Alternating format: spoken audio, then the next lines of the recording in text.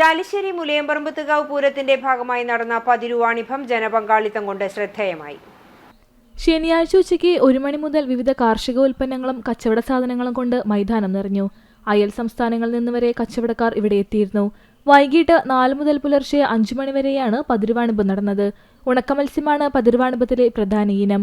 പുഴമീനും വിവിധയിനം ശുദ്ധജല മത്സ്യങ്ങളും ധാരാളമായി വിൽപ്പനയ്ക്കെത്തി.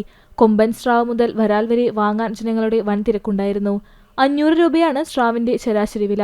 ഇടിച്ചക്ക മുതൽ പഴുത്ത ചക്ക വരെയും പച്ചമാങ്ങ, വിവിധയിനം അച്ചാറുകൾ, നാടൻ പഴങ്ങൾ, വാഴകൾ, വാഴക്കന്നുകൾ, വിത്തുകൾ, കൈക്കോട്ടുകൾ, കൈക്കോട്ടുതായകൾ, ഇരുമ്പ് പണിയായുധങ്ങൾ, വളകൾ, വളർത്തുകോഴികൾ, മാലകൾ, കുപ്പിവളകൾ, ചാന്തുപൊട്ട് തുടങ്ങിയവയെല്ലാം ഏകദിന ചന്തയിലുണ്ടായിരുന്നു. ഇതര സംസ്ഥാനങ്ങളിൽ നിന്ന് സർക്കസുകാരും യന്ത്രഊഞ്ഞാലുകാരും കളിപ്പാട്ട വിൽപ്പനക്കാരും ഈ വർഷവും പതിർവാണിഭത്തിനെത്തി. കൊട്ടയും വട്ടിയുമായി എത്തുന്ന പഴയകാല കാരണവന്മാർ അത്യാവശ്യം 1 വർഷത്തേക്ക് വേണ്ടുന്ന വിത്തും പണിയായുധങ്ങളുമൊക്കെ വാങ്ങിയാണ് ഇവിടെ നിന്ന് മടങ്ങിയത്. രാത്രി കച്ചവടത്തിന് തടസ്സമില്ലാത്ത വിധം ആവശ്യമായ വെളിച്ച സൗകര്യവും സുരക്ഷാ ക്രമീകരണങ്ങളുമെല്ലാം ഏർപ്പെടുത്തിയിരുന്നതായി കേന്ദ്ര പുരാഘോഷ കമ്മിറ്റി ഭാരവാഹികൾ പറഞ്ഞു.